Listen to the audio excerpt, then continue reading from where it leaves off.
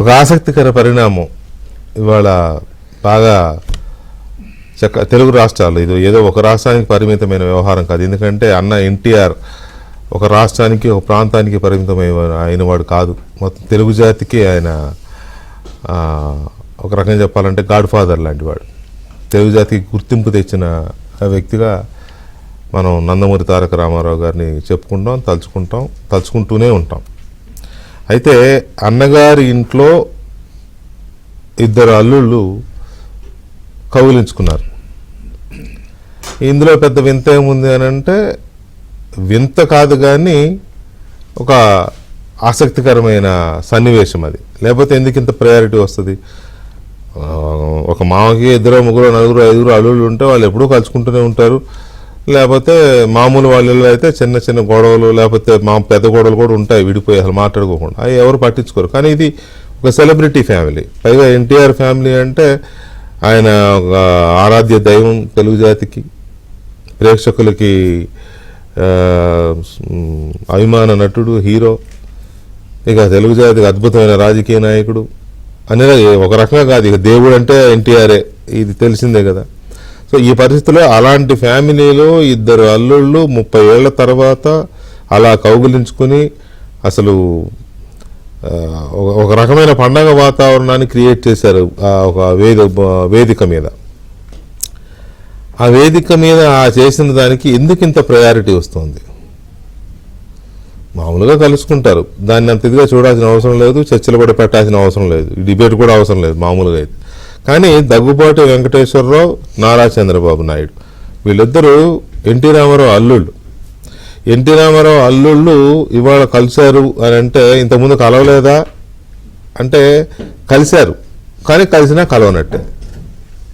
ఏదో స్వామి చెప్పినట్టుగా ఒకళ్ళు అటు చూసుకుంటారు, ఒకళ్ళు తీసుకుంటారు, ఏదో మొహమాటానికి ఏదో నమస్కారం పెట్టుకుంటాను, చిరునవ్వు వచ్చి నవ్వులు అట్లా విసురుకుంటూ వెళ్ళిపోవడం, ఇదే వాళ్ళ పని. మనం మామూలుగా అనుకున్నట్టుగా ఎడమొహం పెడమొహం అంతే తప్ప పెద్దగా కార్డియల్ రిలేషన్స్ లేవు వీళ్ళ మధ్య. 95లో ఎన్టీ రామారావు తెలుగుదేశం పార్టీ సంక్షోభం రావడం, ఎన్టీ రామారావు దిగిపోవడం, చంద్రబాబు నాయుడు ముఖ్యమంత్రి అవ్వడం, అప్పుడే వీళ్ళ మధ్య రిఫ్ట్ వచ్చిందని అనుకుంటారు అందరూ. కాదు, పార్టీ పుట్టిన ఏడాదిన్నరకే వచ్చింది. చంద్రబాబు నాయుడిని ఎప్పుడైతే ఎన్టీ రామారావు తెలుగుదేశం పార్టీలోకి తీసుకొచ్చారో, పార్టీ పుట్టినప్పటి నుంచి దగ్గుబాటి వెంకటేశ్వరరావు ఉన్నారు. పార్టీ పుట్టినప్పుడు చంద్రబాబు నాయుడు లేరు పార్టీలో, ఆయన కాంగ్రెస్ పార్టీలో ఉన్నారు. ఆయన ఎన్టీ రామారావు పార్టీ పెట్టిన తర్వాత ఆ తర్వాత కాలంలో ఆయన ఓడిపోయిన నేపథ్యంలో చంద్రబాబు నాయుడిని తెలుగుదేశం పార్టీలోకి తీసుకుని ప్రధాన కార్యదర్శిగా తీసుకోవడం, లేకపోతే కర్షక పరిషత్ అధ్యక్షుడిగా పెట్టడం, ఇలాంటి కొన్ని పదవులు ఆయనకి, కొన్ని పదవులు ఈయనకి, ఇట్లా ఇచ్చుకుంటూ వచ్చారు. అప్పటి నుంచే కొంత మీకు ఆధిపత్య పోరు మొదలైంది. మరి అది ఇంట్లో ఆడవాళ్ళ మధ్య ఆధిపత్య పోరా, లేకపోతే వీళ్ళ మధ్య ఆధిపత్య పోరా పక్కన పెడితే మొత్తానికి అయితే ఆధిపత్య పోరు అయితే ఉండింది. అప్పటి నుంచే కొంత గ్యాప్స్ అనేవి ఉన్నాయని చెప్తారు.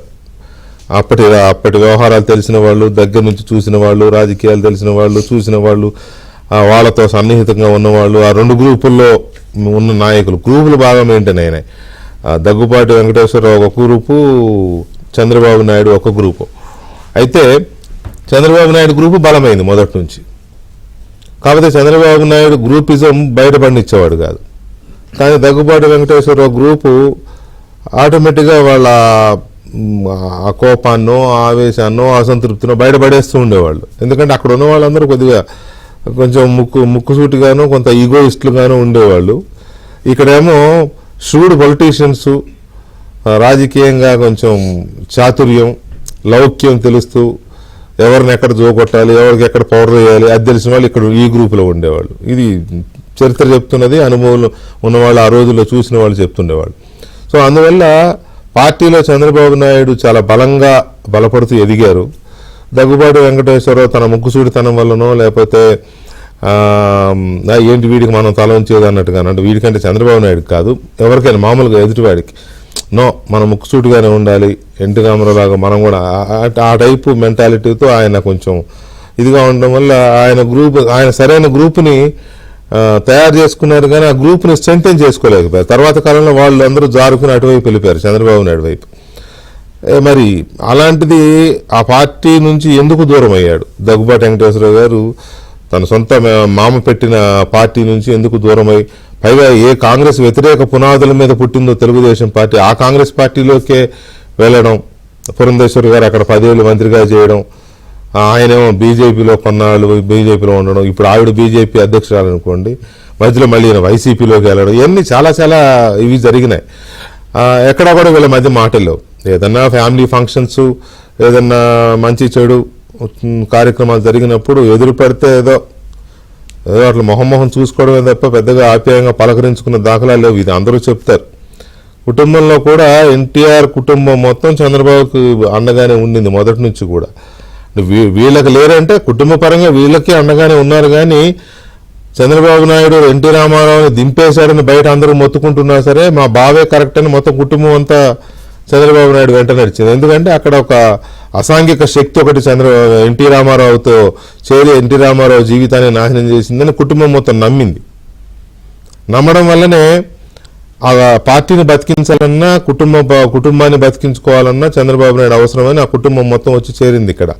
అక్కడ దగ్గుబాటి కొంత దూరం అయ్యారు.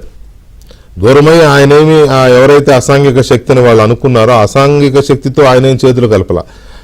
ఏదో తన మార్గంలో తను ఉండాలనుకున్నాడు, భవిష్యత్తులో కలుద్దాం అనుకున్నారేమో తెలియదు, కానీ కలవలేకపోయారు. సో అలాగా పార్టీలకు మారిపోయి వేరు కుంపట్లు పెట్టుకుని ఎవరు రాజకీయాలు చేసుకుంటూ వచ్చారు. ఇవాళ విశాఖపట్నంలో ఒక బుక్ లాంచింగ్, ఆయన పుస్తకాలు రాసే అలవాటు ఉంది, చాలా మంచి పుస్తకాలు రాసిన రచయిత దగ్గుబాటి వెంకటేశ్వరరావు గారు ఇవాళ ప్రపంచ చరిత్ర అనే బుక్ రాశారు. ఆ పుస్తకం బుక్ లాంచింగ్ ఫంక్షన్కి కేంద్ర మంత్రి నిర్మలా సీతారామన్ అతిథిగా వచ్చారు. దాంతోపాటు చంద్రబాబు నాయుడు గారు, పురంధేశ్వర్ గారు, మాజీ ఉపరాష్ట్రపతి వెంకయ్యనాయుడు గారు, వీళ్ళంతా వేదిక మీద ఉన్న నేపథ్యంలో అక్కడ చేలోక్తులు, కౌగిలించుకోవడాలు, ఆప్యాయంగా చూడవచ్చు మీరు ఆత్మీయ ఆలింగనాలు ఇవన్నీ జరిగాయి. ఇది ఈ 30 ఏళ్ళు ఎందుకు వీళ్ళు ఎడమొహం పెడమొహంగా ఉన్నారు, ఎక్కడ డిస్టర్బెన్సెస్ వచ్చాయి, ఏమిటి హిస్టరీ, ఇప్పుడు ఎందుకు ఇంత ఆత్మీయంగా ఈ పండగ వాతావరణం ఎందుకు ఉంది అనేది కొంత ఆసక్తికరమే.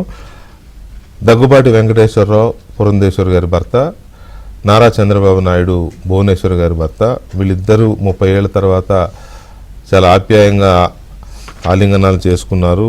పండగ వాతావరణంలాగా కనిపించారు ఇద్దరు, సంక్రాంతి అల్లుళ్ళలాగా ఇంటికి వచ్చినట్టు అంత సందడిగా కనిపించారు అనేది ఇవాళ మనం చూసిన టీవీల్లో చూసిన వార్త. అయితే ఇక రేపొద్దున పత్రికల్లో ఎలాగ ఉంటుంది అనుకోండి, ఎందుకు దీనికి ఇంత ప్రయారిటీ వచ్చింది అనేది చర్చ. సో దీని మీద మనతో చర్చలో పాల్గొంటున్నారు సీనియర్ జర్నలిస్ట్ విక్రమ్ పూలా గారు, అలాగే సీనియర్ జర్నలిస్ట్ సత్యమూర్తి గారు, నమస్కారం, అండ్ తెలుగుదేశం పార్టీ సీనియర్ నాయకులు, సీనియర్ శాసనసభ్యులు, ప్రస్తుత రాజమండ్రి శాసనసభ్యులు కూడా గోరంట్ల బుచ్చయ్య చౌదరి గారు మనతో చర్చలో పాల్గొంటున్నారు. ముందుగా బుచ్చయ్య చౌదరి గారు నమస్కారం. నమస్కారం వెంకటకృష్ణ గారు. బుచ్చయ్య చౌదరి గారు, పార్టీ పెట్టిన నాటి నుంచి ఉన్న ఆనాడు మీ వయసు ఎంత? అప్పుడు 35 ఉన్నాయా? చాలా మందికి ఓటు హక్కు లేదంటగా అప్పుడు. 35 ఏళ్ళు చాలా మందికి లేదు కుర్రాళ్ళకి. అదే అయితే ఇప్పుడు ఎందుకు ఇంత వీళ్ళిద్దరూ ఇంతగా ఆలింగనం చేసుకోవడం ఇదంతా నిజమే, ఎప్పుడు చూడాల. ఈ చాలా మందికి ఇప్పుడు 30, 40 ఏళ్ళు 50 ఏళ్ళు ఉన్న వాళ్ళు ఎవరు ఈ దృశ్యాలు చూసి ఉండరు. దగ్గుబాటి వెంకటేశ్వర గారును చంద్రబాబు నాయుడు గారు ఇలా వాటేసుకోవడం ఇప్పుడు 50 ఏళ్ళ వయసు ఉన్న వాళ్ళు ఎవరు చూసి ఉండరు, బహుశా ఇవాళ చూశారు. ఏంటి దీనికి ఎందుకు ఇంత ప్రయారిటీ వచ్చింది? ఈరోజు వెంకటేశ్వరరావు గారు రాసిన ప్రపంచ చరిత్ర పుస్తకావిష్కరణకి చంద్రబాబు గారు, అలాగే నిర్మలా సీతారామన్ గారు, వెంకయ్యనాయుడు గారు వాళ్ళంతా అటెండ్ అయ్యారు. అది దానికి సంబంధించింది ఆత్మీయులే కదా, రామారావు గారు అల్లుళ్ళు, బంధువులే కదా. సరే, రాజకీయ వైరుధ్యాలు, రాజకీయ సిద్ధాంతాలు, అవకాశాల గురించి ఆలోచనతోటి రకరకాలుగా మార్పులు చేర్పులు అయిపోయాయి.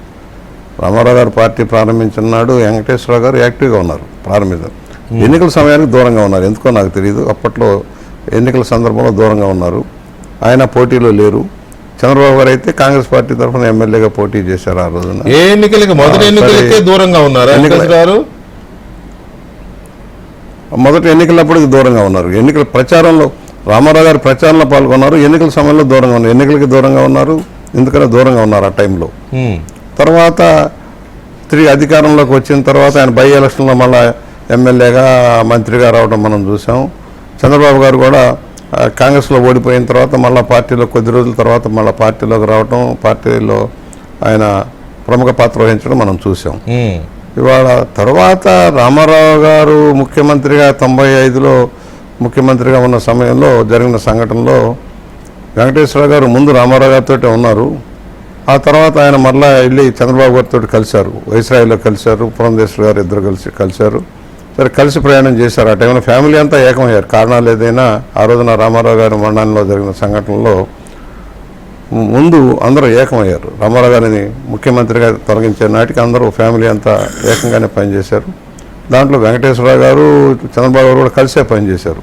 ఆ తర్వాత ప్రభుత్వం ఏర్పాటైన తర్వాత అండర్స్టాండింగ్లో ఎక్కడ లోపాలు ఉన్నాయో వెంకటేశ్వర గారు మరలా బయటకు రావడం, మేమంతా రామారావు గారి తరఫున ఉన్నాం. వాస్తవానికి మేమంతా కదా అప్పుడు పార్టీ ఇదైన తర్వాత సంక్షోభంలో మీరు రామారావు గారితోనే ఉన్నారు. రామారావు గారి కోసం ఉన్నాం. తర్వాత రకరకాల ప్లాన్లు వేసినా మేము రామారావు గారి కోసం ఉన్నాం. అక్కడ అందరం ఉన్నాం. నెహ్రూ గారు, ఇందిరారెడ్డి, అలాగే ముద్దుకృష్ణ నాయుడు, దాడి వీరభద్ర అందరం ఉండేవాళ్ళం. దాదాపు 36 మంది పెదరతీయ గారి దగ్గర నుంచి అంతా 36 మంది దాకా మేము ఉన్నాం. చెక్కాల రామచంద్రరావు గారు, అలాగే మూలారెడ్డి గారు అందరూ ఉండేవాళ్ళం. సరే ఏది ఏమైనా సరే తర్వాత ఇక్కడ ఒక ఆసక్తికరమైన ప్రశ్న, ఎన్టీ రామారావు గారి మరణం తర్వాత మీరు చంద్రబాబు నాయుడు గారి వైపు వెళ్ళారా? మీరందరూ నెహ్రూ గారు కానీ మీరు కానీ మరణం తర్వాతే నెహ్రూ గారు వెళ్ళాలా? నెహ్రూ గారు కలవాలన్నా కూడా కలవనీయలేదు. లోకల్గా ఎందుకో వైరుధ్యాలు ఉన్నాయి. నేను రాఘవేంద్రరావు గారు, మురళీమోహన్ గారు పార్టీ అటు ఇటు వద్దు, మీరు బీజేపీ ఆ రోజున బీజేపీలోకి వెళ్ళాలని ఆలోచన మిత్రులు అంతా పిలిచారు నన్ను.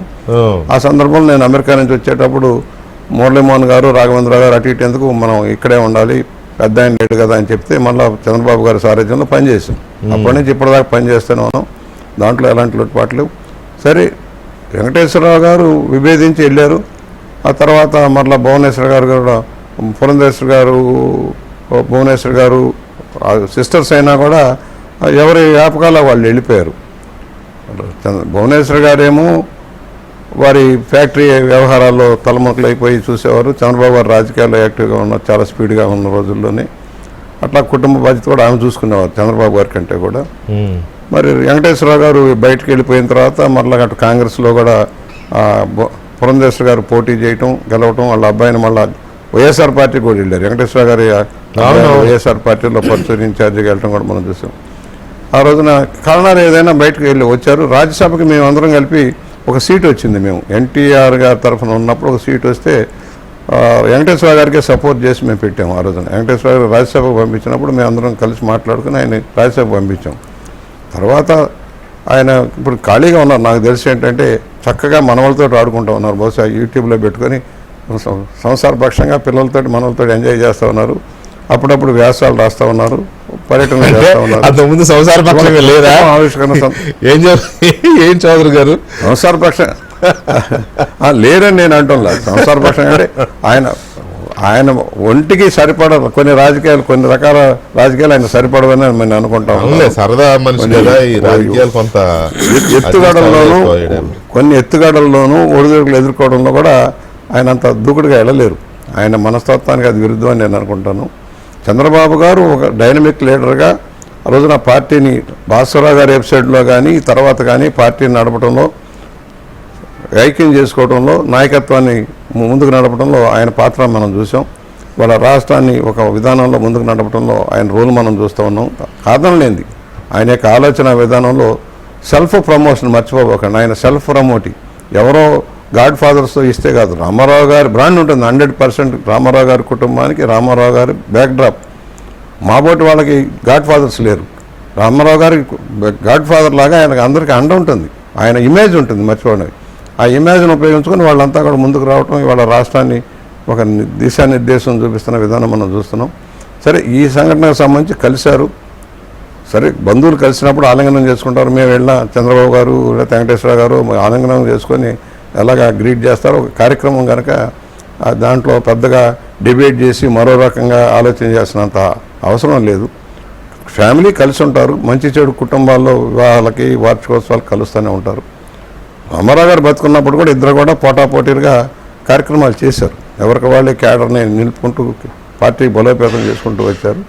తర్వాత వైరుధ్యాలు వచ్చాయి. అదే అది చాలా కాలం చూస్తే ఎన్టీ రామారావు గారు చంద్రబాబు నాయుడు గారు పార్టీలోకి వచ్చిన తర్వాత ప్రధాన కార్యదర్శిగా బాధ్యతలు తీసుకుని ఇది చేస్తున్నప్పుడు ఎన్టీ రామారావు గారికి ఒక అల్లుడు అటు ఒక అల్లుడు ఇటు చెరో వైపున కూర్చొని చేసిన సమావేశాలు చాలా చూసాం. ఇప్పటికీ దృశ్యాలు కనపడతా ఉంటాయి మనకి. అలాంటిది కాస్త మెల్లమెల్లగా ఆయన దూరం వెళ్ళిపోవడము, అది కాస్త ఇద్దరి మధ్య గ్యాప్స్ రావడం, ఇదంతా ఒక చరిత్ర పరిణామ క్రమంలో ఇవాళ ఆయన ప్రపంచ చరిత్ర రాసినట్టు మనం వీళ్ళిద్దరి దీంట్లో చూస్తే ఈ పరిణామ క్రమం ఇలా వచ్చింది. అయితే అది ఒక్క నిమిషం చౌదరి గారు, విక్రమ్ గారు నమస్కారం అండి. అప్పుడు ఎందుకు మెయిన్గా వీళ్ళ మధ్య ఒక రకమైన గ్యాప్ వచ్చింది? ఇవాళ సంబరాలు మంచిదే వస్తూ ఉంటాయి చాలా, కానీ పెద్ద ఫ్యామిలీ కాబట్టి, ఒక సెలబ్రిటీ ఫ్యామిలీ కాబట్టి ఇవన్నీ చాలా ఇదిగా ఉంటాయి. అప్పుడు రావడం గల కారణం ఏంటి? ముందుగా దగ్గుబాటి వెంకటేశ్వరరావు గారు ఒక మంచి పుస్తకం ప్రపంచ చరిత్ర అనేది రాసినందుకు the glimpses of world history, ముందుగా ఆయనకి అభినందనలు అండి. ఆ పుస్తకం చదవాలనే ఆసక్తి ఉంది, ఎంత త్వరగా చదువుతామనే ఇది కూడా ఉన్నది. అయితే ఆ సందర్భంగా ఇప్పుడు తెలుగుదేశం చరిత్రను మళ్ళీ మీరు ఒక డెఫినెట్ గా అది వాళ్ళిద్దరు పాత్రలు లేకుండా తెలుగుదేశం చరిత్ర లేదు కదా. అవును, ఉన్నది. అయితే సహజంగా మనుషుల మధ్య కొంత కమ్యూనికేషన్ గ్యాప్, తర్వాత ఈగోస్, ఇలాంటి వల్లే గ్యాప్లు పెరుగుతూ ఉంటాయి.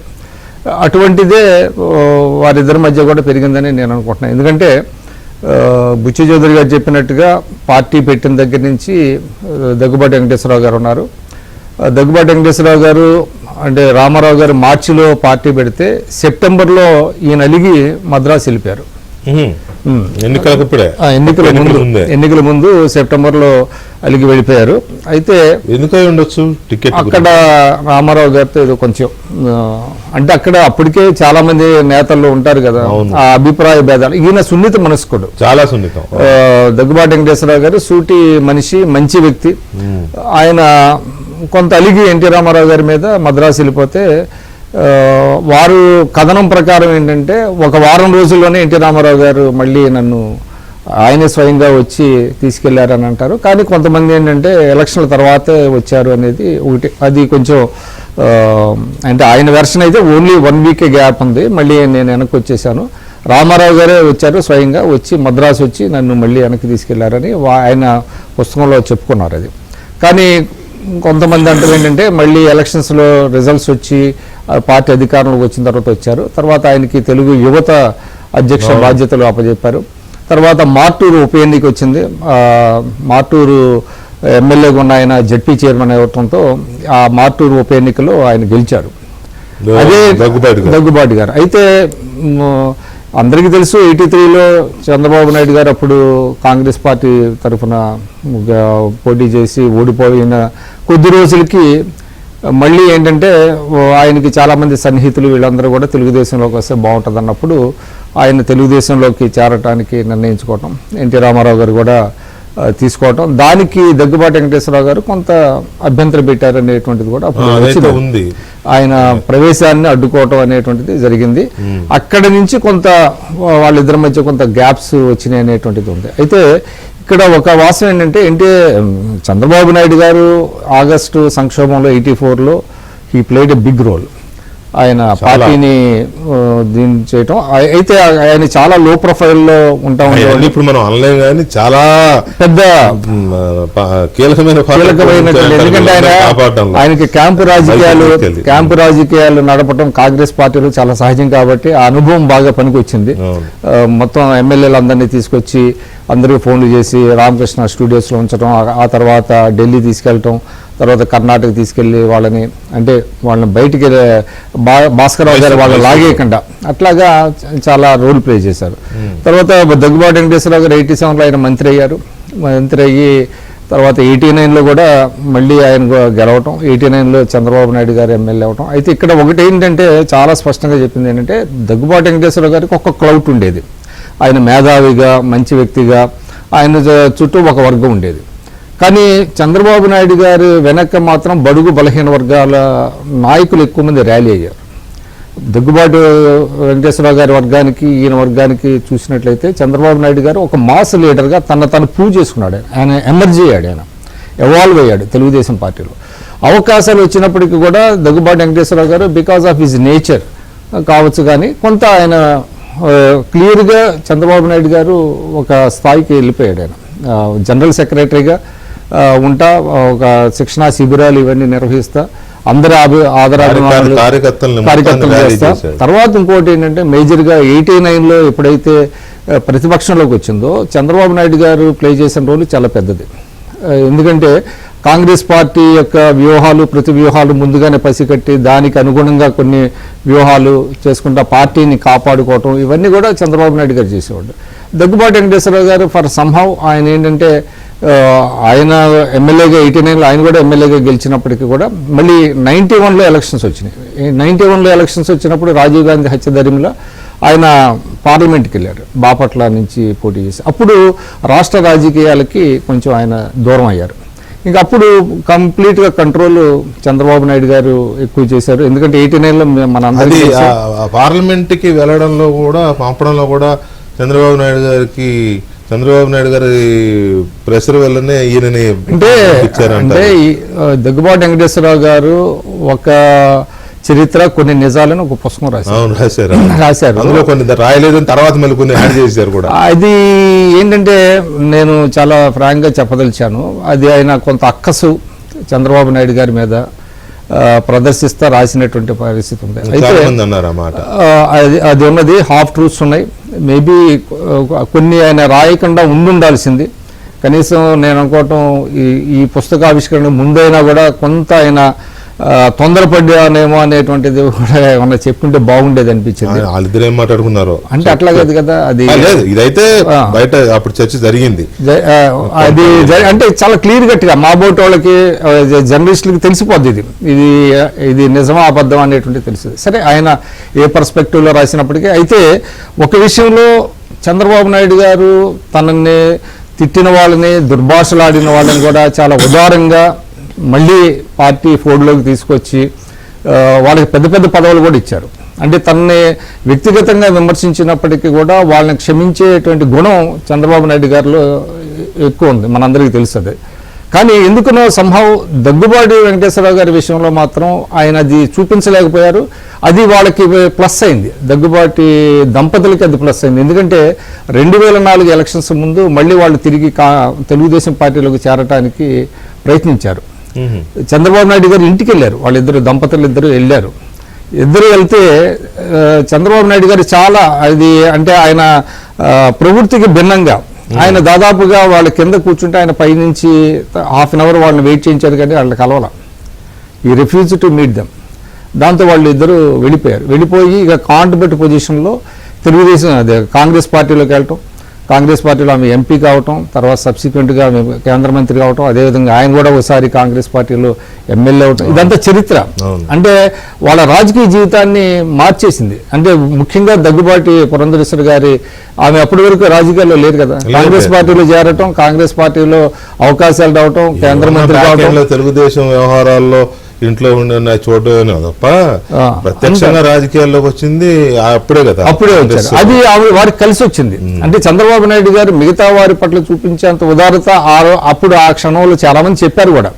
చెప్తే మరి ఎందుకో మళ్ళీ తిరిగి మళ్ళీ పార్టీలో ఇంకొక వర్గం, గ్రూపిజాలు ఇవన్నీ పెరుగుతాయని అనుకున్నారో ఏమో తెలియదు. కానీ అంటే తీసుకోవడానికి ఇష్టపడాల. మీరు అన్న అవకాశం ఉంటది, పార్టీలో ఇంకొక పవర్ సెంటర్ ని తయారు చేయాలి, మళ్ళీ ఎందుకు లేనిపోని సమస్యలు అనే దీంతో కూడా ఆయన ఎందుకు లేదా అంటే మనకు తెలియని మాటలు కానీ, ఘర్షణ వాతావరణం కానీ తెలియకుండా బయటికి తెలియని ఏదో జరిగి ఉండొచ్చు, అది కూడా మనసులో పెట్టుకుని ఇంత జరిగినాక ఎందుకు వెళ్తాను కూడా అనుకుంటే. ఈ సందర్భం ఇంకోటి కూడా చెప్తాను, మన రాధాకృష్ణ గారి ఓపెన్ ఆర్ట్ విత్ ఆర్కేలో కూడా దగ్గుబాటి దంపతులతో ఆయన చేసిన అవును, దాంట్లో చేశారు. కూడా చాలా విషయాలు చెప్పారు. అప్పుడు ఏం జరిగింది, ఎలా జరిగింది, ఇన్ని సంవత్సరాలు వాళ్ళు మాట్లాడుకోలేదు అన్నది. ఏది ఏమైనప్పటికీ ఇది ఒక హ్యాపీ ఎండింగ్ అండి ఇవాళ జరిగిన అసలు దగ్గుపాటి చంద్రబాబు నాయుడు గారు తెలుగుదేశం పార్టీలోకి వచ్చి రావడంతోనే ఆ క్రైసిస్ నుంచి పార్టీని గట్టెక్కించడం, నాదెండ్ల భాస్కర్ రావు క్రైసిస్ నుంచి పార్టీని గట్టెక్కించే దీంట్లో కీలక భూమిక పోషించడం, ఆ తర్వాత పార్టీ మొత్తాన్ని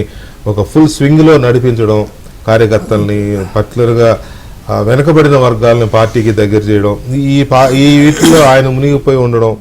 అనతి కాలంలోనే చాలా తక్కువ సమయంలో దగ్గుబాటి వెంకటేశ్వరరావు గారు మొదటి నుంచి పార్టీలో ఉన్న వ్యక్తి పార్టీకి దూరం అయిపోవడం. ఇది ఒక్క నిమిషం అండి. అంటే ఇందాక బుచ్చి చౌదరి గారు చెప్పిన దానికి ఒకటి యాడ్ చేయదలుచుకున్నా. వారు చెప్పింది ఏంటంటే 96లో వెంకటేశ్వరరావు గారు రాజ్యసభ సభ్యులు అవడానికి ఎన్టీ రామారావు గారితో ఉన్నటువంటి శాసనసభ్యుల ద్వారా ఆయన ఎంపిక చేశామని అన్నారు. కానీ నేను అంటే వారికి గుర్తుండొచ్చు, దానికి చంద్రబాబు నాయుడు గారి సహకారం కూడా ఉంది. నేను అదే సహకారం కాదు,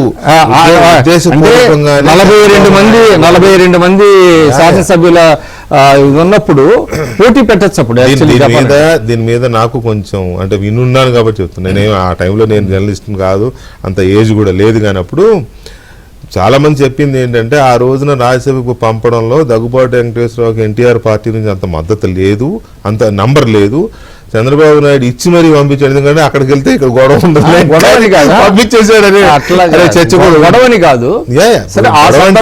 ఆ గొడవని కాదు అనేది, ఈ పవర్ సెంటర్ అనేది పోతే అంటే లక్ష్మీపార్వతి గారి ఎపిసోడ్లో దగ్గుబాటి వెంకటేశ్వరరావు గారికి ఉప ముఖ్యమంత్రి పదవి ఇస్తానని చంద్రబాబు నాయుడు గారు ప్రామిస్ చేసినట్టు, దాని ఆయన ఇంటికి వెళ్ళి కలిసినప్పుడు అది ఇవ్వకపోవడం, అది ఇవ్వలేకపోవడం వల్ల ఆయన మళ్ళీ ఎన్టీ రామారావు గారి వెనక వెళ్ళిన అనే అభిప్రాయం రకరకాలు ఉన్నాయి.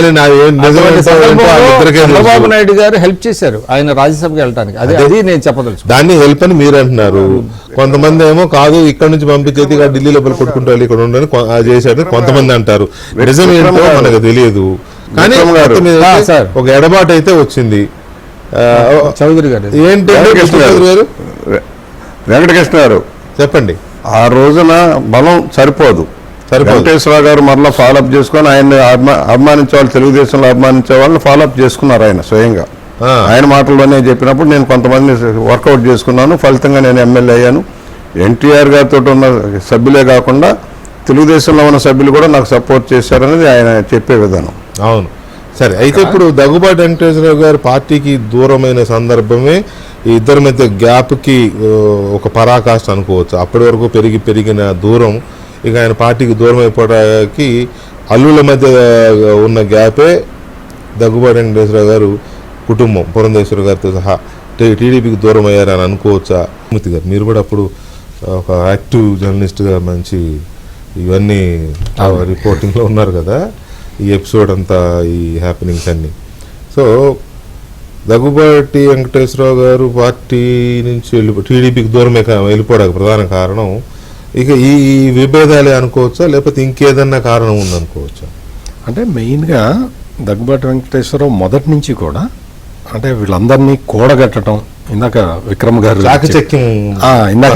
గారు చెప్పింది కరెక్ట్ 100%. చంద్రబాబు నాయుడు వెనకేమో అందరూ అన్ని క్యాస్ట్ల వాళ్ళు, అన్ని వర్గాలు, అన్ని వీళ్ళు అందరు వచ్చి గుమిగూడేవాళ్ళు. ఆయన వైపు అంత ఇది ఉండేవాళ్ళు. బుచ్చయ్య చౌదరి గారు లాంటి కొంచెం ఇది తప్ప వీళ్ళు అటువంటి ఉండేదన్నమాట. ఆ నేపథ్యంలో ఏమైంది అంటే ఈయనేమో మాస్ లీడర్ అయిపోతూ ఉన్నాడు రోజు రోజుకి చంద్రబాబు నాయుడు. దగ్గుబాటి వెంకటేశ్వరరావు కొంచెం ఎలిమినేట్ అవుతూ వచ్చాడు. అది అంటే ఆయన మనస్తత్వం అట్లా ఉన్నదా, అక్కడ రాజకీయ పరిస్థితులు కలవలేకపోయాడా, లేకపోతే చంద్రబాబు నాయుడు రాజకీయ చతురత ముందు ఈయన నిలబడలేకపోయాడా అనేది ఈ 3 క్వశ్చన్స్ అన్నమాట. సో ఏది ఏమైనా కానీ అంటే నాకు స్వీయ అనుభవం కూడా ఏంటి అంటే అప్పట్లో మామూలుగా చంద్రబాబు నాయుడు జనరల్ సెక్రటరీగా ఉన్నప్పుడు, లేకపోతే దగ్గుబాటి వెంకటేశ్వరరావు వైద్య ఆరోగ్య శాఖ మంత్రిగా ఉన్నప్పుడు,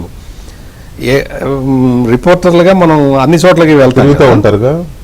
చంద్రబాబు నాయుడు దగ్గరికి వెళ్ళినప్పుడు ఆయన అక్కడికి వెళ్ళొచ్చారా అని కానీ, ఆయన కలిసి వచ్చారా అని కానీ ఎప్పుడు అడిగేవాడు కాదు. అక్కడికంటే దగ్గుబాటి వెంకటేశ్వర దగ్గరికి తోడలుడి దగ్గరికి వెళ్ళొచ్చారా? ప్రస్తావన తెచ్చేవాడు అసలు ప్రస్తావన కూడా తెచ్చేవాడు కాదు. ఎవరన్నా మాట్లాడినా కట్ చేసేవాడు. అసలు దగ్గుబాటి వెంకటేశ్వర ఉండేది కాదు, అసలు ఆ టాపిక్ ఉండేది కాదు చంద్రబాబు దగ్గర. అదే దగ్గుబాటి వెంకటేశ్వరరావు దగ్గరికి వెళ్తే అక్కడికి వెళ్ళొచ్చారా, ఆయన్ని కలిసి వచ్చారా, అక్కడ ఏం జరుగుతుంది అని ఈయన అసలు వెళ్ళిన రిపోర్టర్లందరినీ అదే అడిగేవాడు. ఆయన రిపోర్టింగ్ చేసేవాడు. ఈ తరహాలో ఉండేదన్నమాట. అంటే చంద్రబాబు దగ్గర ఎవరెవరు ఉన్నారు, అక్కడ ఏం జరుగుతుంది అనే ఒక యాంగ్జైటీ తోటి, అంటే ఆయనకి కౌంటర్ గా మనం పాలిటిక్స్ చేయాలి అన్న తపన అనమాట. ఆ తపన ఈయనలో కనపడేది కాదు. ఈయన ఏంటంటే ఇంటెలిజెన్స్ అవసరం కానీ ఇలా బయటపడకూడదు కదా. చంద్రబాబుకి ఇంటెలిజెన్స్ ఉంటుంది, దగ్గుబాటి దగ్గరికి ఎవరు మొత్తం లిస్ట్ మొత్తం వస్తుంది. అసలు ఇంకొక విషయం ఏంటంటే దగ్గుబాటి వెంకటేశ్వరరావు మంత్రిగా, కేబినెట్ మంత్రిగా, మంత్రివర్గంలో ఉన్న సమయంలో మంత్రివర్గంలో ఏం జరిగిందో జరగబోయేదో ముందర చంద్రబాబు నాయుడికి తెలిసేది. అందుకని మేము చాలా మంది ఇటు వెళ్ళేవాళ్ళం. చంద్రబాబు దగ్గరికి వెళ్తే వార్త దొరుకుతుందని. మనకి ఎంతసేపు న్యూస్ యాంగిల్ తప్ప మనకి ఇవన్నీ అనుకుంటాం. ఒక మంచి వార్త మనకు రావాలి, మనం ఇటు వెళ్తే ఇక్కడ అన్ని విషయాలు తెలుస్తూ ఉంటాయి. చంద్రబాబు ఎప్పుడు చెప్పడు. ఆయన ఎప్పుడు కూడా ఈ వార్త రాయండి, ఈ వార్త ఇట్లా రాయండి. మీరు కానీ లేకపోతే అప్పుడు మీ కాంటెంపరీ యాక్టివ్ రిపోర్టర్స్ ఉన్న వాళ్ళు ఎవరైనా సీనియర్లు ఇప్పుడు మీరు చెప్పిన దీన్ని ఎప్పుడైనా వార్తగా రాశారా? అక్కడికి వెళ్తే ఆయన అసలు తోడలుడు గురించి ఇక్కడ ఈయన మాత్రం వెళ్ళిన ప్రతి ఒడిని, అంటే అప్పుడు గాసిప్స్ రాయటం లేదు కదా, లేదు వార్త రాయాల్సిందే తప్ప మోగిపోయాయి. ఇప్పుడైతే సోషల్ మీడియాలో అన్ని గాసిప్స్ ఉంటాయి, రియాలిటీ ఉండదు. అక్కడ ఏంటి అంటే మనం రేపు ఇదే వైరల్ చూడండి ఇప్పుడున్న దీంట్లో. ఇప్పుడు అక్కడికి వెళ్తే చంద్రబాబు నాయుడు దగ్గరికి వెళ్తే ఆయన చాలా విషయాలు చెప్పేవాడు, కానీ in the interest of the పార్టీనే చెప్తూ ఉండేవాడు. ఆయన ఎప్పుడు కూడా ఇదిగో ఈ వార్త రాయండి, ఈ వార్త రాయొద్దు అని చెప్పి అడిగేవాడు కాదు. వేరాజ్ ఇక్కడ దానికి రివర్స్ ఉండేది. ఏం జరుగుతున్నది ఏంటి అనేది తెలుసుకునే జిజ్ఞాస దగ్గుబాటి వెంకటేశ్వరరావుకి ఎక్కువ ఉండేది. అట్లా ఆ పరిణామ క్రమంలో వీళ్ళకి మధ్యలో మామూలుగా జర్నలిస్టులతోనే అట్లా మాట్లాడుతున్నారు అంటే ఇంకా ఆయన సన్నిహితులతోటి దగ్గుబాటి వెంకటేశ్వరరావు ఎట్లా ఉంటాడో అందరికీ అర్థమైపోతూనే ఉంటుంది. సో అందుకని ఇవన్నీ కూడా చిన్న చిన్న డిఫరెన్సులు. మీరు రామకృష్ణ స్టూడియో ఎపిసోడ్ చెప్పినా కానీ అప్పుడు ఉపేంద్ర పెద్ద రోల్ ఉండేది, బిగ్ రోల్ ఉండేది. ఉపేంద్రకి ఎప్పటికీ మొత్తం అంటే ఉపేంద్ర, వెంకయ్య నాయుడు, జైపాల్ రెడ్డి వీళ్ళు కోర్ టీం అనమాట. లోపలికి వెళ్ళి ఎన్టీఆర్తో మాట్లాడే టీం ఇది. పార్టీ పెట్టినప్పుడు నాదెల్ల భాస్కర్ ఆ ఎపిసోడ్ వరకు. సో అందుకని Upendra he use to pick up Daggubati instead of Chandrababu. అంటే వచ్చి ఆయన్ని నువ్వు బ్రీఫ్ చేయని అంటే ఆయన ముందే స్మెల్ చేసి ఉంటాడు చంద్రబాబు పొటెన్షియల్ థ్రెట్ అని ఉపేంద్ర ఫీల్ అయ్యి ఉండదు. అందుకని దగ్గుబాటి వెంకటేశ్వరరావుకి బ్రీఫ్ చేయమంటే దగ్గుబాటి వెంకటేశ్వరరావు బ్రీఫ్ చేసేవాడు. సో అట్లా చంద్రబాబు నాయుడిని దూరంగా పెట్టడానికి రకరకాల మీరు ఈ శక్తులు ట్రై చేసినాయి, చాలా శక్తులు ట్రై చేసినాయి. కానీ ఆయన ఆ మైసూర్ నంది హిల్స్ కి ఈ క్యాంపు ఇవి హోటల్లో పెట్టి అసలు వీళ్ళందరినీ కూడా ఎవరిని పక్కకి అటు ఇటు చూడకుండా ఉంచటంలో చంద్రబాబు సక్సెస్ అయిపోయాడు. ఆ తర్వాత ఇంకొక ఎపిసోడ్ జరిగింది.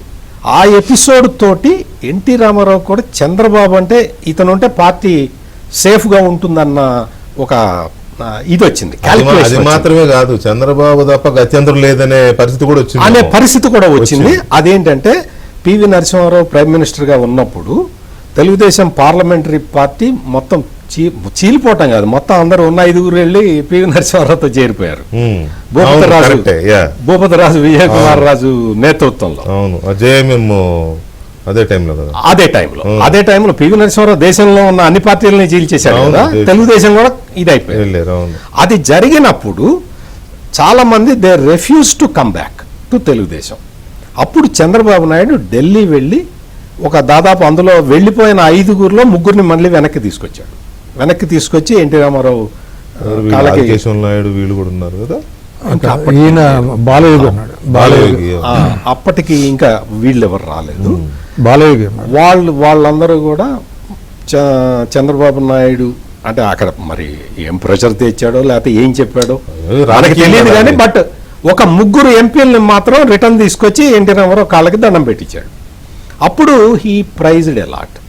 అంటే చంద్రబాబు నాయుడు చాలా బాగా దీన్ని ఇచ్చేశారు అని చెప్పి ఇష్యూ ట్యాకిల్ చేశారు అనేది ఎన్టీ రామారావు మనసులో కూడా బలంగా పడిపోయింది. అంటే అట్లా ఒక శక్తి లాగా ఆయన ఎదుగుతూ వచ్చాడు చాలా కాలం. ఆయన ఎదుగుతున్నాడు అంటే ఈయన దాన్ని అందుకోలేక అసలు చాలా కాలం ఈయన ఎంత ఎదుగుతున్నా కానీ టికెట్లు ఇప్పించే టైంలో మాత్రం దగ్గుబాటి వెంకటేశ్వరరావు పక్కన కూర్చునేవాడు. సో అందుకని చాలామంది ఆయనతోటి మంచిగా ఉంటే టికెట్ వస్తుందని అనుకునేవాళ్ళు. ఈయనేమో ఇదో ఈ క్యాండిడేట్ బలం ఇది, మీరు టికెట్ ఇస్తే ఇవ్వండి లేదు అని చెప్పి ఆయనకి ఇచ్చేసి బయటకు వచ్చేవాడు. అంటే వాళ్ళ నేచర్ చెప్పారు. అంటే ఎట్లా వర్కౌట్ చేయాలో చంద్రబాబుకి తెలుసు. వర్కౌట్ చేస్తానంటాడు ఎవరెళ్ళి ఏది అడిగినా వర్కౌట్ చేద్దాం వర్కౌట్ చేస్తాం. అందుకని ఈ రీజన్స్ తోటి మేము అప్పుడు వార్తలు రాసుకునేవాళ్ళం. అంతా ఇగో ఇంతమంది చంద్రబాబు మనుషులు ఉన్నారు, ఇంతమంది దగ్గుబాటి మనుషులు ఉన్నారని చెప్పి వార్తలు రాసుకునే పరిస్థితి ఉండేది. ఒక ఎవరికి ఎక్కువైతే ఇప్పుడు ఈవెన్ ఎమ్మెల్యేలే కాదు, జడ్పీ చైర్మన్లని క్యాండిడేట్లను పెడితే ఎవరి క్యాండిడేట్లనే రాసుకునేవాళ్ళం. ఈ తరహాలో ఉండేవి అక్కడ అప్పుడు రిపోర్టింగ్ లో. ఈ రెండే, ఇంకా అసలు కాంగ్రెస్ అనేది లేదు. కాంగ్రెస్ గురించి వార్తలు రాసే పరిస్థితి ఉండేది కాదు. 2 గ్రూపులు అంతే. టీడీపీలో ఈ 2 గ్రూపుల్ని సెట్ చేసుకోవడంతో సరిపోతుంది. అటువంటి నేపథ్యం ఉండేది. ఈయన he's a shrewd politician Chandrababu Naidu. అందుకనే ఆయన ఈ టోటల్ ఫైనల్ ఎపిసోడ్కి వచ్చిన తర్వాత 95 ఎపిసోడ్ వచ్చిన తర్వాత కూడా దగ్గుబాటి వెంకటేశ్వరరావు ముందర అంటే ఇంటర్నల్ గా ఏం జరిగిందో నాకు తెలియదు కానీ బయట ఆ రోజున మాత్రం ఆ రోజుకి చంద్రబాబు నాయుడు వెళ్ళి ఆయన ఇంటికి వెళ్ళి మాట్లాడి రావటం, ఇంటికి వెళ్ళి మాట్లాడిన తర్వాత ఆయన కూడా రావటం, ఫ్యామిలీ మొత్తం సపోర్ట్ చేయటం. ఇక్కడ ఇంకో విషయం ఏంటంటే దగ్గుబాటి వెంకటేశ్వరరావు ఎన్టీఆర్ పెద్ద కొడుకు అంటే జయకృష్ణ ఉన్నాడు కదా, ఆయనకి బావమరిది అనమాట. అంటే వాళ్ళ ఇద్దరిది కుండ మార్పిడి పెళ్ళిళ్ళు. సో అందుకని వాళ్ళ కుటుంబం కొంచెం దూరంగా ఉండేది. జయకృష్ణ గారికి వెంకటేశ్వరరావు గారి సిస్టర్ ని ఇచ్చారు. జయకృష్ణ గారి సిస్టర్ ని వెంకటేశ్వరరావు గారు తర్వాత చేస్తారు. దాన్ని కుండ మార్పిడి అంటారు. సో అది అంతవరకు ఆ నలుగురు సెట్ వేరుగా ఉండేది. మిగిలిన వాళ్ళందరూ కూడా ముందర వచ్చేసారు. ఆ 95 ఎపిసోడ్ అప్పుడు ముందర వచ్చేసారు. తర్వాత చివర్లో దగ్గుబాటి వెంకటేశ్వరరావు వచ్చాడు. ఏ మాట కామాట చెప్పుకోవాల్సింది ఏంటి అంటే దగ్గుబాటి వెంకటేశ్వరరావు వచ్చిన తర్వాత ఇంకా సాలిడ్ అయిపోయింది, కన్సాలిడేట్ అయిపోయింది మొత్తం కూడా. అది జరిగింది. వచ్చిన తర్వాత అప్పుడు ఇక్కడ కాచిగూడలో బసంత్ టాకీస్ అని ఉండేది సినిమా థియేటరు. అందులో మీటింగ్ పెట్టారనమాట. అందులో మీటింగ్ పెట్టినప్పుడు ఒకళ్ళు పార్టీ అధ్యక్షుడిగా ఉండాలని, ఒకళ్ళు ముఖ్యమంత్రి కావాలని వీళ్ళిద్దరి మధ్యలో అది కొంతమంది ప్రపోజ్ చేశారు. కొంతమంది ప్రపోజ్ చేస్తే ఒక అల్లుడేమో పార్టీ అధ్యక్షుడు, ఒక అల్లుడేమో పార్టీ ముఖ్యమంత్రి కావాలని వీళ్ళు కోరుకున్నారు నాయకులు. కొంతమంది అదే ప్రపోజల్ పెట్టారు. అప్పుడంతా ఈ గూడుపుటాన్ని ఉండేది కాదు, అంత పబ్లిక్ లో మాట్లాడుకోవటమే. మొత్తం ఆ general body, Telugu Desam general body meeting పెట్టేసి ఒకళ్ళు ఈ పోస్ట్కి ఒకళ్ళు ఆ పోస్ట్కి అని చెప్పి వాళ్ళే డిసైడ్ చేశారు. తర్వాత మరి జరిగిన తర్వాత రాజకీయం అది బయటికి రాదు. 2 ఈయన అయ్యాడు. నేను ఒక్కటి సత్యమూర్తి గారు డిఫర్ అవుతా అంటే నాకు కూడా గుర్తుంది. బసంత్ టాకీస్లో జరిగిన మీటింగ్లో ఫస్ట్ ఏంటంటే ముఖ్యమంత్రి ఆ రోజు అవలా ముందు రోజు అధ్యక్షుడిగా చంద్రబాబు నాయుడు గారిని లాల్జన్ బాషా ప్రపోజ్ చేశాడు. ఉమ్మారెడ్డి వెంకటేశ్వరరావు సెకండ్ చేశాడు. అంటే ముందు Daggubati Venkateswara Rao garu was never in the fray as a party president. Chandrababu Naidu garu party అధ్యక్షుడు అయ్యాడు. తర్వాత ముఖ్యమంత్రి అని ఆయనే కదా.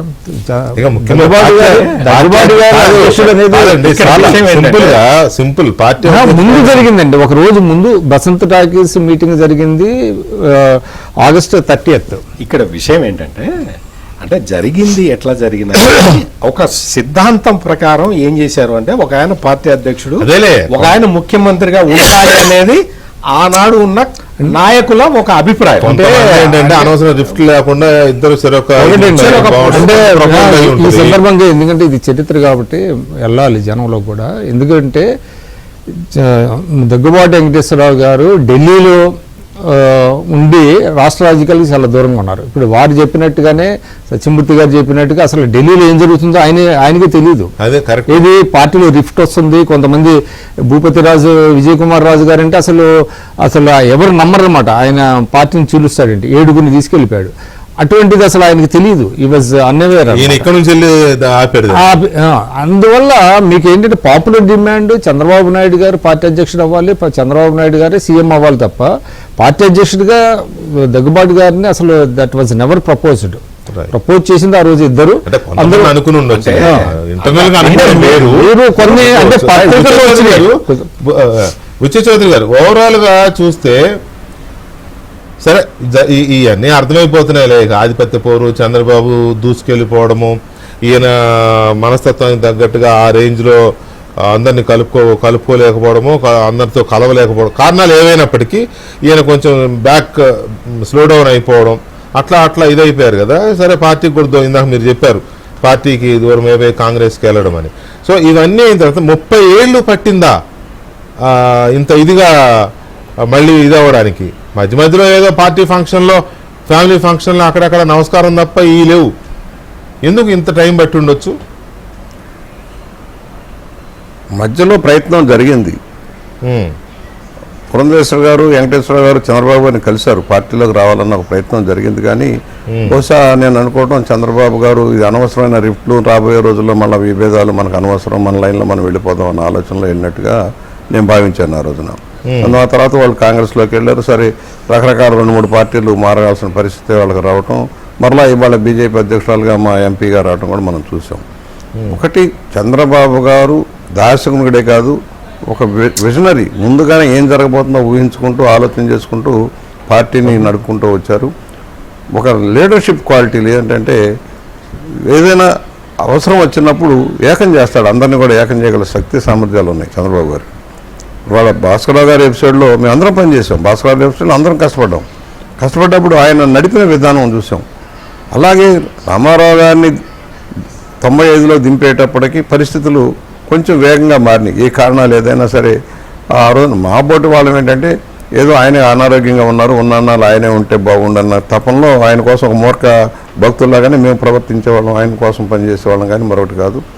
కాకుంటే ఏంటంటే ఈ మెజారిటీ ఆఫ్ ఎమ్మెల్యేలు సపోర్ట్ చేయటం, మరలా వెంకటేశ్వర గారు కుటుంబ సభ్యులంతా కూడా, హరికృష్ణ గారు అంతా కూడా చంద్రబాబు గారికి సపోర్ట్ చేయటం పరిస్థితులు ఉన్నాయి. ఇవాళ ఇన్నేళ్ల తర్వాత సరే సఖ్యతగా ఉండాలని కోరుకుంటాం. ఎక్కడైనా బంధువులు, రక్త సంబంధికులే కనుక వాళ్ళు కలిసి ఉండాలని మనం కోరుకుంటాం. ఇవాళ ప్రత్యేకించి దీని మీద డిబేట్ మనం చేస్తున్నాం, కానీ విభిన్న అభిప్రాయాలు ఉంటాయి ఇద్దరికి కూడా. విభిన్న విధానాల్లో వెళ్ళిపోతారు. చంద్రబాబు గారి విధానం వేరు, వెంకటేశ్వర గారి విధానం వేరు. ఇవాళ చంద్రబాబు గారు లీడ్ చేస్తూ ఉన్నారు. దేశ రాజకీయాలను ప్రభావితం చేయగలిగిన విధానంలో ఆయన వెళ్ళాడు. గతంలో వాజ్పేయి గారు ప్రధానమంత్రిగా ఉన్నప్పుడు ఏ విధంగా కేంద్రంలో పట్టు సంపాదించి కొన్ని ప్రాథమిక నిర్ణయాలు దేశవ్యాప్తంగా హైవేస్ విషయంలో కానీ, టెలికమ్యూనికేషన్ రంగంలో కానీ పెనుమార్పులకు కారణమయ్యారు. పివి నరసింహారావు గారు ప్రధానమంత్రిగా ఉన్నప్పుడు ప్రధాన కారకుడు. ఈరోజు కూడా దేశంలో ఒక ఐటీ విప్లవం రావడానికి ఒక ప్రధాన కారకుడు. ఇవాళ అనేక మందికి ఎడ్యుకేషన్ సిస్టంలో మార్పులు తెచ్చి లక్షలాది మంది ఉపాధి లభించడానికి కారకులయ్యారు చంద్రబాబు గారు. అది మనం మర్చిపోవద్దు. అందువల్ల రాజకీయాల కంటే అతీతంగా డెవలప్మెంటల్ మైండ్లో వెళ్తూ ఉంటారు. ఇవాళ వీళ్ళిద్దరి మధ్య సఖ్యతగా ఉండాలని మనం కోరుకుంటాం, విభేదాలు ఉండాలని మనం ఎవరు కోరుకుంటాం. అందుకే కదా జరిగిందో పండగలాగా జరిగింది వాళ్ళకనే పెడుతున్నాం. అదే కదా డిబేట్.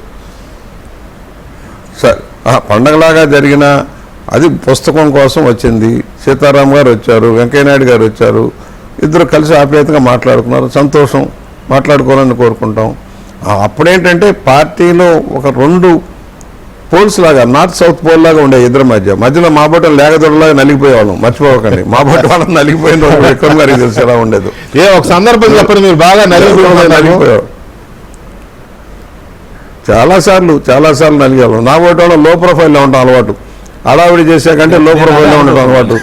లో ప్రొఫైల్లో ఉన్నా కూడా ఏదో బ్రాండ్ పడిపోతుంది కదా, మాకు అటు ఇటు బ్రాండ్లు పడిపోతాయి కదా ఎంత ఉన్నా కూడా. అవును.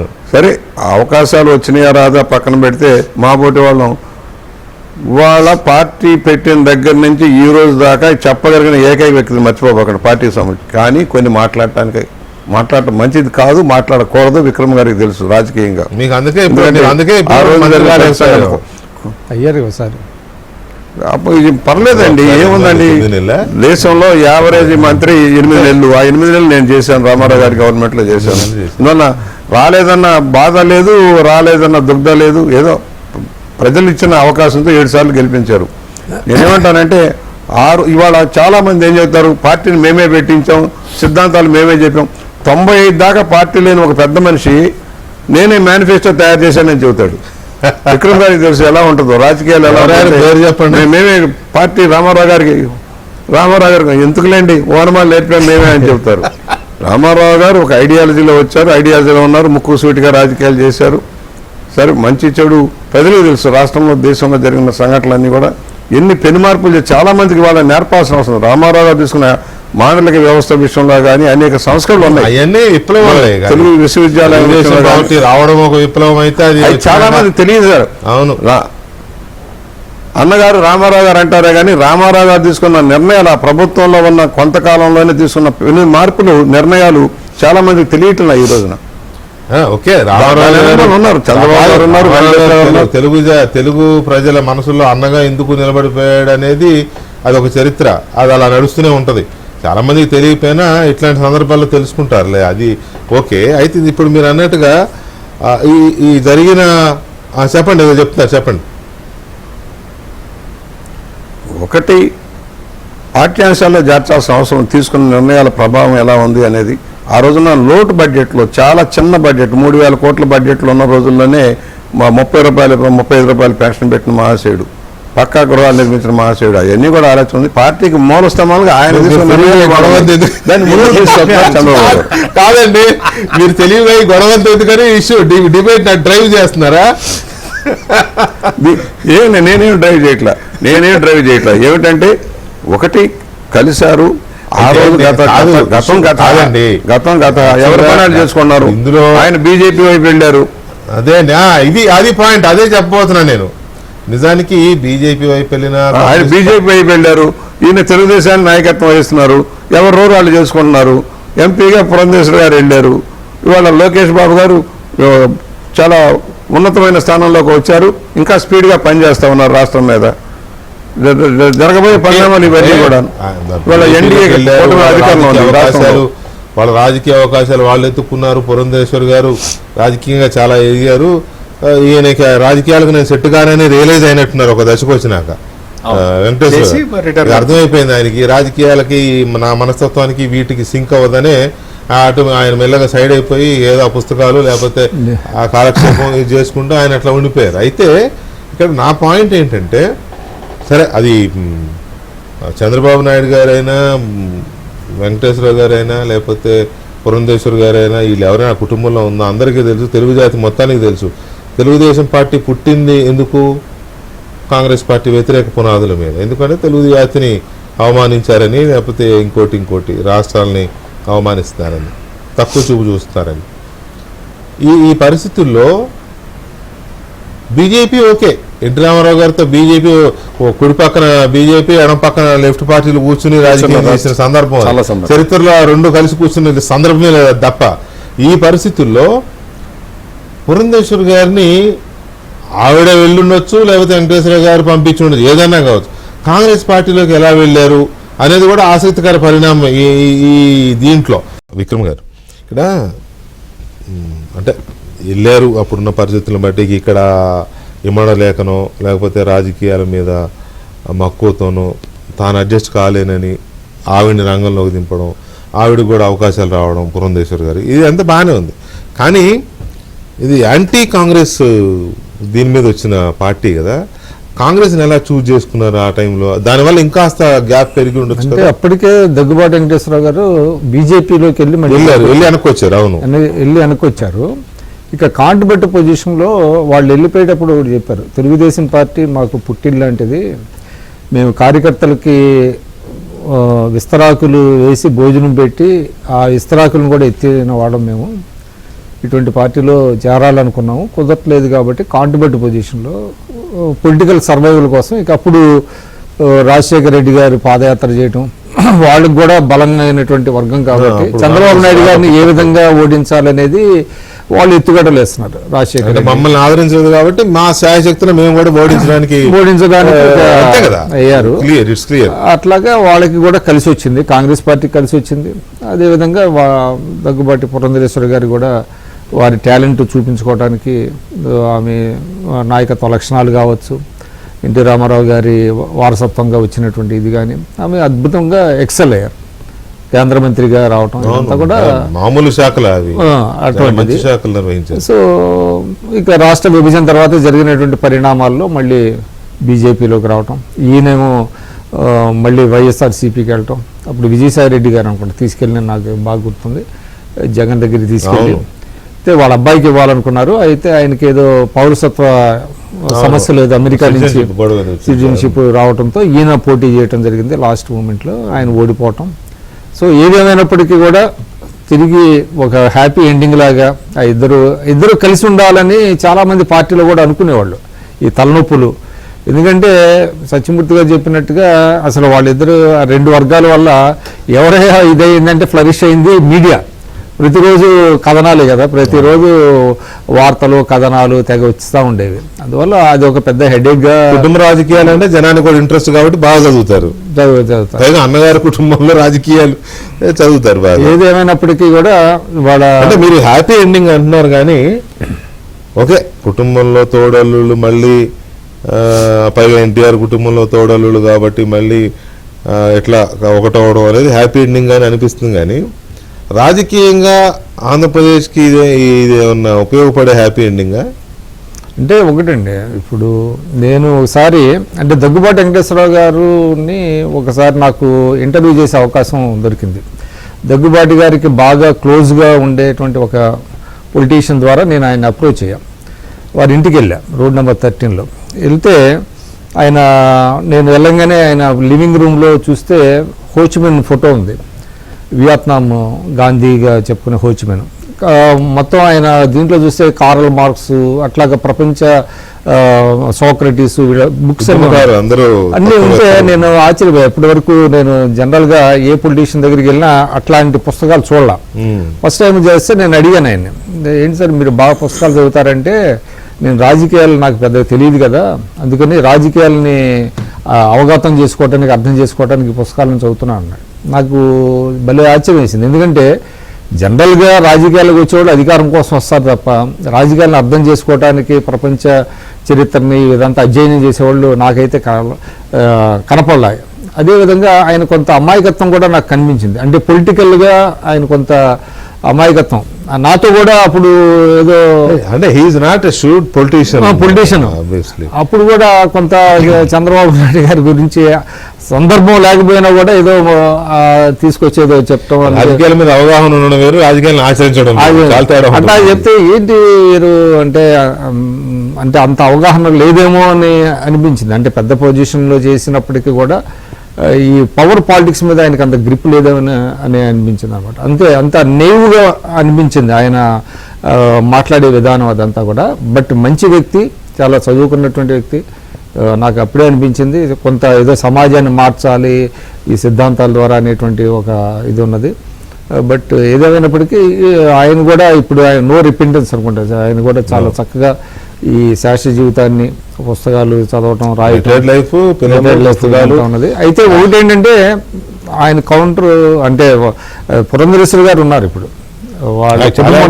ఆమె యాక్టివ్గా ఉన్నారు, జాతీయ అధ్యక్షులు కాబోతారనే వార్తలు వస్తున్నాయి. తర్వాత ఆమె కేంద్ర మంత్రి కావచ్చు, ఇంకా రాష్ట్రానికి సేవ చేసేటువంటి అవకాశం వాళ్ళ కుటుంబం నుంచి ఆమె ద్వారా వచ్చింది. కాబట్టి మనం వెంకటేశ్వరరావు గారు ఇంకా మంచి పుస్తకాలు రాయాలని నేనైతే కోరుకుంటున్నాను. టైం ఉంది కాబట్టి రాస్తారు ఎట్లాగో. అయితే ఇక్కడ సత్యమూర్తి గారు, ఇప్పుడు బీజేపీ, టీడీపీ, జనసేన మూడు కలిసి ఉన్న పార్టీలే ఆల్రెడీ. అయితే ఆవిడ పురంధేశ్వరి గారు బీజేపీలో ఎంపీగా ఉన్నా, పార్టీ అధ్యక్షురాలుగా ఉన్నా, ఏమున్నా వెంకటేశ్వర గారు ఏం పెద్దగా పార్టీలో అసలు పార్టీ వ్యవహారం పట్టించుకోరనుకుంటా. ఆయన నాకు తెలిసి 2-3 సార్లు ఇక్కడ మామూలుగా మాట్లాడినప్పుడు కూడా అసలు ఆయన పార్టీ ప్రసక్తి తేడా. ఆయన రాజకీయ సంబంధం అదేమనుంటే మేము మీ మేడంకి సంబంధం గురువు, నాకేం సంబంధం అంటారు ఆయన. అవును. సో అయితే ఇప్పుడు ఈ ఈ తోడల్లుళ్ళు, అన్నగారి అల్లుళ్ళు కలవడం వల్ల ఏపీలో కూటమికి కానీ లేకపోతే 1-2 జిల్లాల్లో కానీ దాని ఇంపాక్ట్ ఏమన్నా వీళ్ళకి అదనంగా అడ్వాంటేజ్ అయ్యే అవకాశం ఉందా? అంటే నేను అది మీరు అడిగిన దానికి చెప్పడానికి ముందు చెప్పండి. విక్రమ గారు ప్రస్తావించింది ఒకటి చిన్న చెప్తా. వాచ్మెన్, లేకపోతే పుస్తకాలు, కార్ల్ మార్క్స్, లేకపోతే చెగువేరా, వీళ్ళ గురించి తత్వవేత్తలు, ఉద్యమకారులు తత్వవేత్తలు, ఉద్యమకారులు అని చదవటం, అధ్యయనం చేయటం అది మంచి విషయమే. అది మంచి విషయమే. కానీ వెళ్ళి ఇందాక నుంచి మీరు క్వశ్చన్ అడుగుతున్నారు కాంగ్రెస్లో ఎట్ట చేరాడని. నేనేం అడుగుతున్నానంటే జగన్ పార్టీలో ఎట్ట చేరావా? నేను అవినీతికి పాప పంకిలమైన, అసలు పాప పంకిలమైన జగన్ పార్టీలో నువ్వు ఎట్లా చేరావు? నువ్వు కాంగ్రెస్లో చేరావంటే నేను 50% ఎగ్జంప్షన్ ఇస్తా. నువ్వు వెళ్ళి జగన్ పార్టీలో చేరటమే కాకుండా మీ అబ్బాయికి టికెట్ ఇప్పించుకుందామని ప్రయత్నం చేయటం, ఆ సందర్భంలో జగన్ దగ్గరికి వెళ్ళి దండం పెట్టడం, అతను పురంధేశ్వరి గారు బీజేపీలో ఉండటం, జగన్మోహన్ రెడ్డికి ఆయనకి ఏం తెలుసని వీళ్ళని ఇంటర్వ్యూ చేస్తాడు. ఇది పెద్ద పొలిటికల్ ఫ్యామిలీ, చాలా ఇన్ఫ్లుయెన్షియల్ ఫ్యామిలీ, మొత్తం ఉమ్మడి ప్రకాశం జిల్లాలో పెద్ద ఇన్ఫ్లుయెన్స్ ఉన్న ఫ్యామిలీ. అటువంటి వ్యక్తిని ఆయన ఇంటర్వ్యూ చేస్తాడు. ఆ పార్టీలో ఉండటం అనేది అది చాలా ఒక అంటే పంటి కింద రాయి లాంటిది.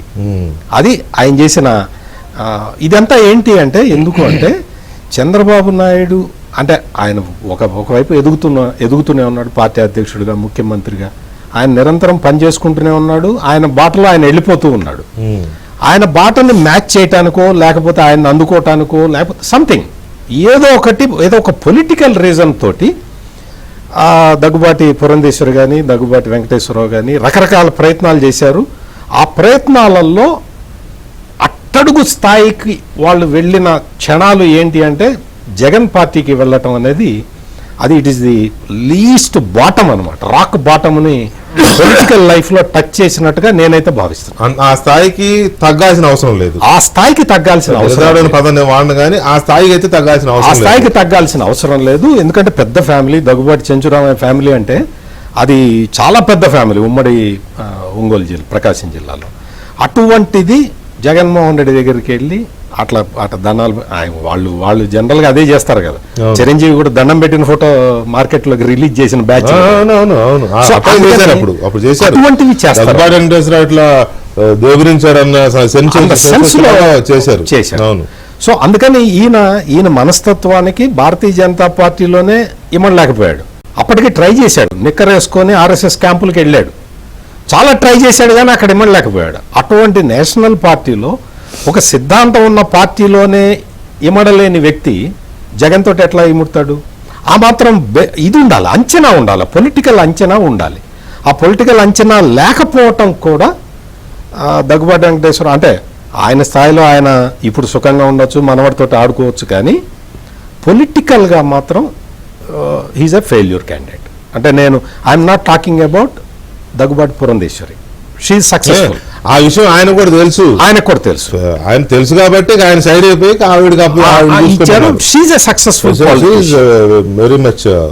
సక్సెస్ఫుల్. ఎట్లా కాంగ్రెస్ లో ఉండి ఆ విభజన టైంలో మళ్ళీ బీజేపీలోకి వెళ్ళిపోవడం ఇవన్నీ కూడా ఉన్నాయి కదా.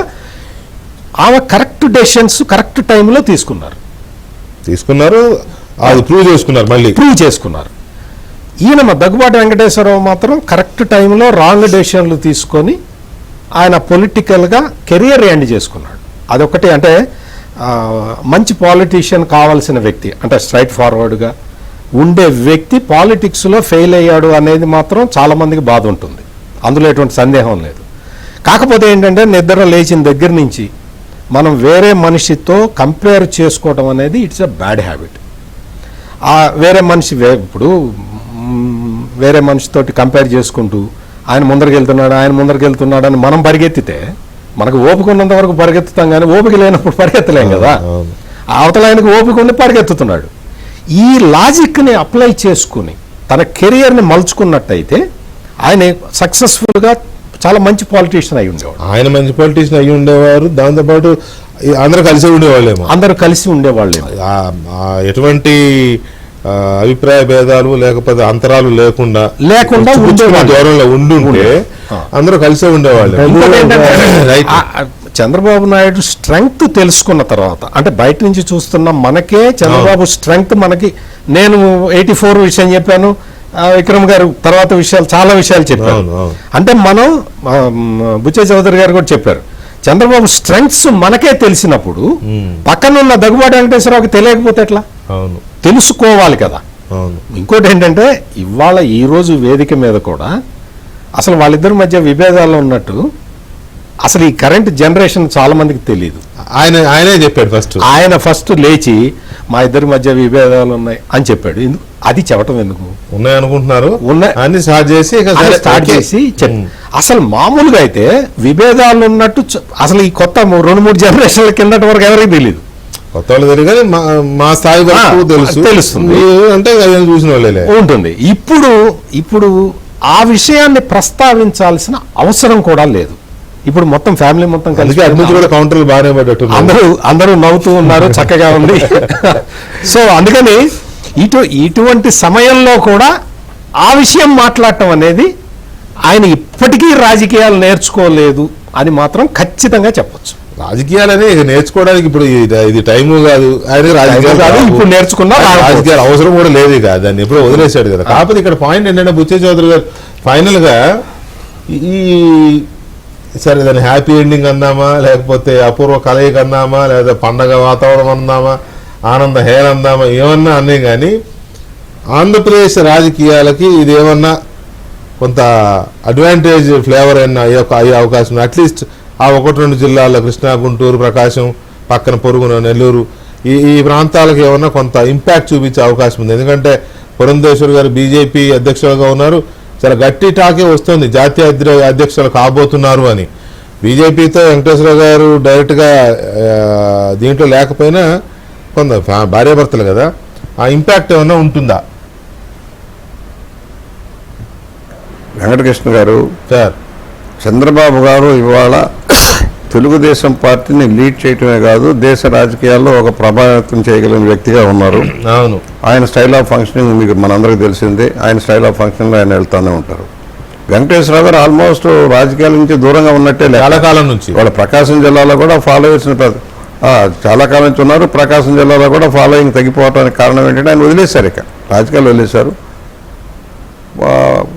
పురంధేశ్వర్ గారు ఇవాళ యాక్టివ్గా పనిచేస్తూ ఉన్నారు, ఆయన బీజేపీలో ప్రముఖ స్థానంలో ఉన్నారు. కనుక ఇది హ్యాపీ ఎండింగ్ అని మీరు అంటున్నారు. కుటుంబం ఎప్పుడు కలిసే ఉంటున్నారు, పెళ్ళిళ్ళలో పేరెంట్లో కలుస్తున్నారు. ఇప్పుడు ఎలాగైతే పుస్తకావిష్కరణలో కలిశారో అక్కడ కలుస్తూ ఉన్నారు. ఇవాళ దీన్ని ప్రత్యేకించి చెప్పాల్సిన అవసరం లేదు. ఆయన పిలిచారు, పుస్తకాలకు ముఖ్యమంత్రిగా ఉన్న వ్యక్తి, జాతీయ పార్టీ అధ్యక్షులుగా ఉన్న వ్యక్తి, అలాగే మాజీ ఉపరాష్ట్రపతి వెంకయ్యనాయుడు గారిని, నిర్మలా సీతారామన్ గారిని కూడా పిలిచారు. పుస్తకం ఓపెనింగ్కి వెళ్ళారు. అంతవరకే పరిమితం చేసుకుంటూ వెళ్ళాల్సిన అవసరం ఉంది. ఎందుకంటే 2 కత్తులు ఒక వరలో ఎమ్మడవు. గతంలో జరగడానికి కారణం ఏంటంటే విభేదాలు రావడానికి కూడా కారణం 2 కత్తులు ఒక వరలో ఎమ్మడవు. గతంలో దాంట్లో కొంతమంది నలిగిపోయాం, రకరకాలుగా ఉన్నాయి. కానీ ఇప్పుడు మా వరకు మేము ఒకటి కలిసి ఉంటే కుటుంబంగా కలిసి ఉంటారు. ఇవాళ దానివల్ల ప్రభావితం పెద్దగా అయిద్దనే లేదు. ఆల్రెడీ పార్టీ ఎన్డీఏ కూటమిలో పురంధేశ్వర్ గారు ఉన్నారు, ఇవాళ రామారావు చంద్రబాబు గారు ఉన్నారు, పవన్ కళ్యాణ్ గారు ఉన్నారు. అందువల్ల ప్రత్యేకించి ఏదో వస్తుంది అనేది ఏం కాదు. కానీ ఒక ఆలోచన మా సత్యమూర్తి గారు అందరం చూసాం. ఈ చరిత్రలో 42-43 ఏళ్ల చరిత్రలో ఎన్నో ఒడిదుడుకులు చూసాం.